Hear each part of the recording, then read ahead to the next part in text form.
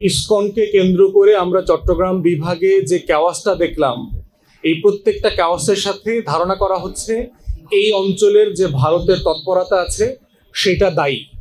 প্রশ্ন হচ্ছে, কেউ যদি বাংলাদেশে ব্যবসা করতে চায়, শিল্পাঞ্চল করতে চায়, এটা করতে আমাদের কোনো আপত্তি নাই।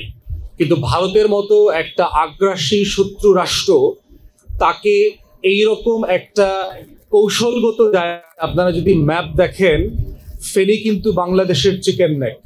যদি এখান থেকে আপনি ফেনী নদীর উপরে ব্রিজটা ভেঙে দিতে পারেন, তাহলে কিন্তু বাংলাদেশ থেকে চট্টগ্রাম আলাদা হয়ে যাবে। তাহলে সেই রকম একটা কৌশলগত জায়গায় বঙ্গোপসাগরের মুখে ফেনী নদীর মোহনাতে, বিলোনিয়া থেকে শুরু করে মিরসরাইতে এত বছর ভারতের মতো একটা আগ্রাসী শক্তিকে দেয়াটা বাংলাদেশের স্বাধীনতা, সার্বভৌমত্ব, মর্যাদা এবং জাতীয় স্বার্থের সাথে যায় না। ইতিমধ্যে আমরা দাবি করেছি যে এক্সক্লুসিভ জোনটাকে বাতিল করে দেওয়ার জন্য। যদি বাতিল করতে না দেয়, তাহলে দ্বিতীয় অপশন হচ্ছে যে এখানে শুধু ভারত না, চীন, পাকিস্তান, রাশিয়া, আমেরিকা, প্রত্যেক রাষ্ট্রকে আপনি ব্যবসা করতে দেন।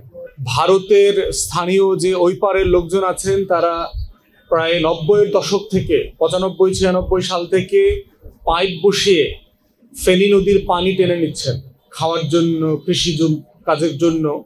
তারা বাংলাদেশ রাষ্ট্রের সাথে কোনো চুক্তি করাটা প্রয়োজন মনে করেন নাই। যদিও হাসিনা সরকার এসে গত কয়েক বছর আগে এটাকে একটা বৈধতার দলিল দিয়ে সবকিছু জায়েজ করে দিয়ে গেছে।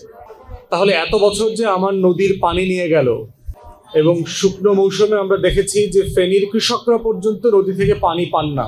ফেনীর যারা জেলে আছেন তারা ওই নদী থেকে মাছ ধরতে পারছেন না। তাহলে বাংলাদেশ রাষ্ট্রের কাজটা কি? ফেনী নদীর পানিটা দিয়ে ভারতকে খুশি করা, ভারতবাসীকে দেয়া, না বাংলাদেশের মানুষকে দেয়া? এবি পার্টির রাজনীতি হচ্ছে এই ফেনী নদীর পানির হিস্সা নিয়ে লড়াইটা করা, যে ফেনী নদীর হকদার হচ্ছে আমার দেশের মানুষ, আমার দেশের কৃষক, আমার দেশের জেলে, আমার দেশের যারা নৌকার ব্যবসা করেন, এক এলাকা থেকে আর এক এলাকায় নৌকায় করে মাল জিনিস বয়ে নিয়ে যান।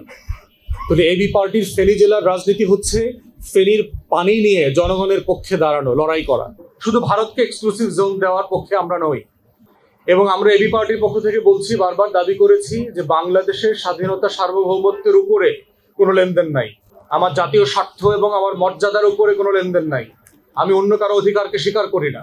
এজন্য যদি যা কিছু করতে হয়, ফেনীবাসীরা যেমন করবেন, যেভাবে ফেনীর তরুণরা রক্ত দিয়ে, বুক পেতে দিয়ে, জীবন দিয়ে যুদ্ধ করেছেন জুন, জুলাই, আগস্টে, ফেনী নদীর পানির হিস্সার জন্য, বিলোনিয়া সীমান্তকে বাংলাদেশের অংশ রাখার জন্য, মিরসরাই যেন বাংলাদেশ থেকে বঙ্গোপসাগরের মুখে আলাদা না হয়ে যায়, সেই লড়াইতেও ফেনীবাসী থাকবে।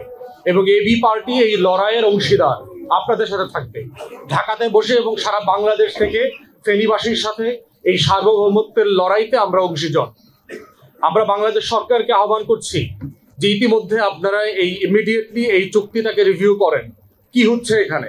প্রয়োজনে ফেনীবাসীর একটা আবদার আছে যে বাংলাদেশের একটা ক্যান্টনমেন্ট, একটা সশস্ত্র বাহিনী অথবা নেভাল বেস এই বিলোনিয়াতে করবার জন্য।